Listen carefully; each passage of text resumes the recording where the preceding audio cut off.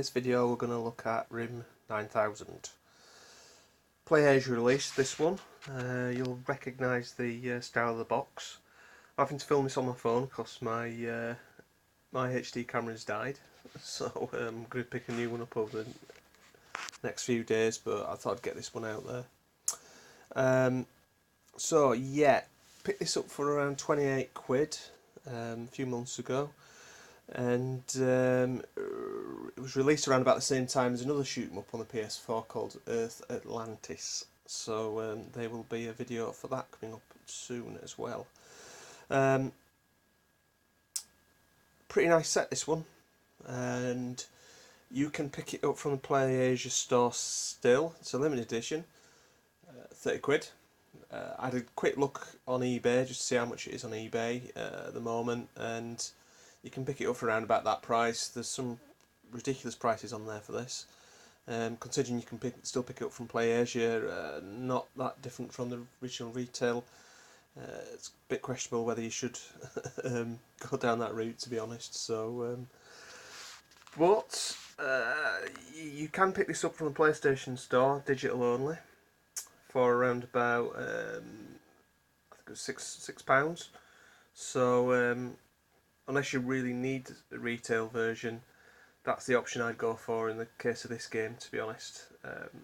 But I'll talk more about what I think about the game a bit later on in one of the other sections. So, shall we talk about what we actually get in the box then? So, I've unpacked this one just to make things a bit easier. So this is the game disc itself. Nice little bit of artwork on there. I know these things we complain about there not being any. So with these releases, you would kind of complain that there's not much in the way of manuals. That cannot be levelled at this game. So as you see, there is a really thick manual there, and it's a pretty in-depth storyline for the shoot 'em up. As I said, I think it's a pretty simple shoot 'em up, to be honest, but there's a very involved storyline involved with this. So you know, lots of depth to that one. In this pack, you also get, there we go, soundtrack, which will be really good with Spine Card, which will be good, of course, because the in-game music is pretty goddamn good. It's really kind of fast paced and works well with the game. So we've got the there we go. We've got a limited edition commemorative card in there, and I think that's about it. Yeah. So yeah, pretty tidy artwork on that one.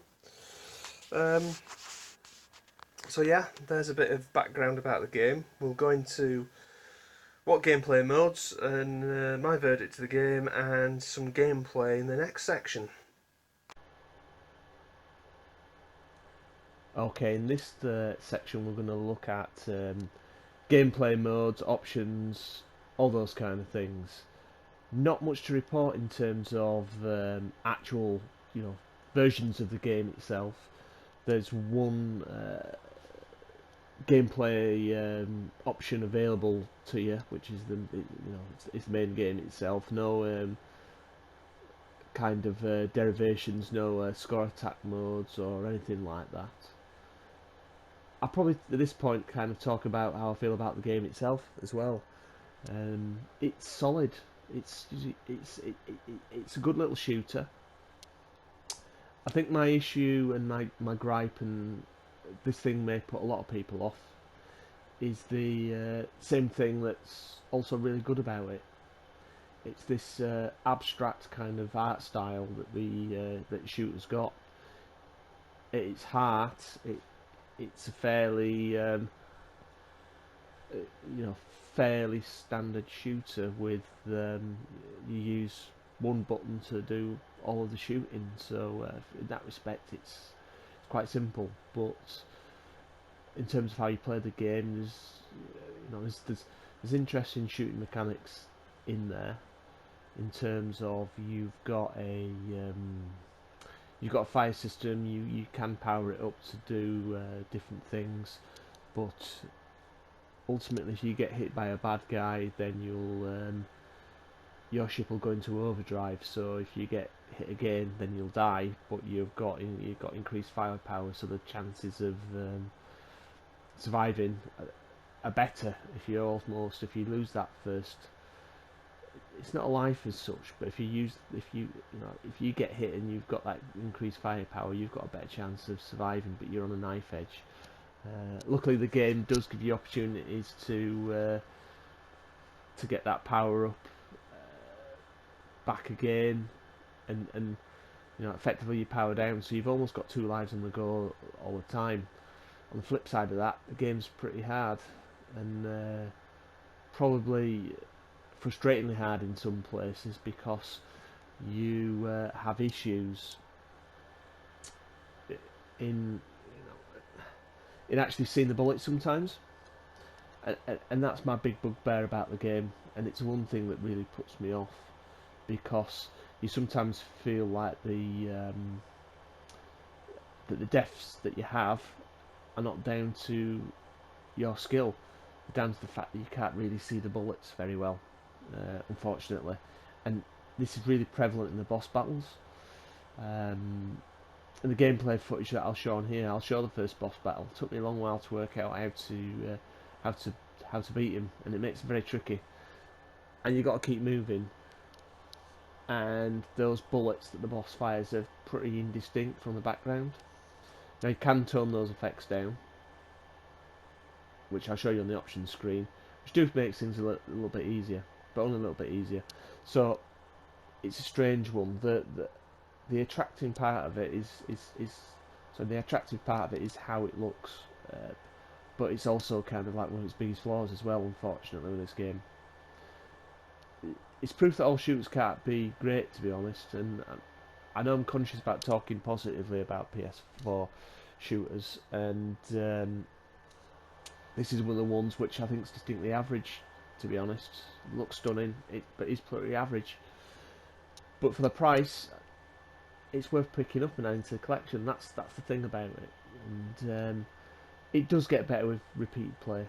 It definitely does. So we'll talk about some of the options, and then, as I say, we'll get onto the gameplay in the next section. It took me a little while to work out that there are other options from this main screen. You've got to press left and right to get into these options. So you press left there. I've got the music turned down. The music's really good, actually. The music's really atmospheric, really kind of like high paced, and it suits the game really well. The Elites log is it's like a high score table, online high score table. I'll not download the high score table, because you'll see how poor I've actually done on this game in terms of high scores. But I have gotten to the second level in terms of progress.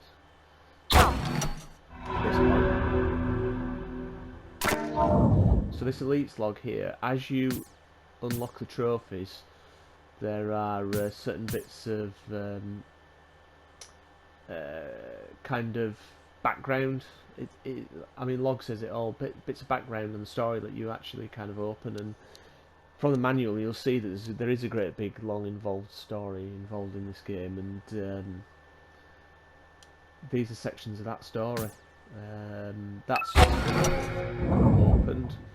There we go. So as you can see, as you unlock the story through progress, then you'll get more narrative there. So we'll go back to the main screen. There we go. So if you press right on the main screen, you'll get your gameplay options. So you can turn that animated wallpaper off if you want, if it's distracting you. You can tone down some of the gameplay elements there, and the graphical elements as well. So you can turn that those effects that are going on down quite a lot, to be honest. But it doesn't affect the fact that the core of the game itself is pretty wacky looking, to be honest. So that's it in terms of options. we'll now take a look at play through the first level again, as per usual. Well, I'm going to say as per usual on the standard difficulty level. There's nothing else other than the standard difficulty level in this game. So yeah, show you some gameplay.